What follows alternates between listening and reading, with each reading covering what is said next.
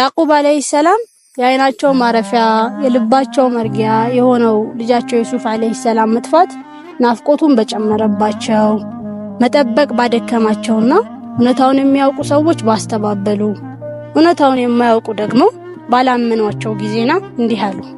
ኢነማ አሽኩ በሲ ወሁዝኒ ኢለላህ ጭንቀቴን ሐዘኔን የማሰማው ወደ አላህ ብቻ ነው።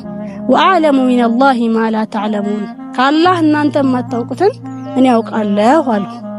አላህም ሱብሓነሁ ወተዓላ በሱ ላይ ተማምነው በሱ ላይ ተስፋን አሳድረው አላሳፈራቸውም። ከዘመናት ናፍቆትና ጥበቃ በኋላ ዳግም ከልጃቸው ጋር አገናኛቸው። ናፍቆት መጠበቅ ባደከመንና ሰዎች ደግሞ ባስተባበሉን ባላመኑን ጊዜና ይሄን የቁርአን አያ እናስታውስ።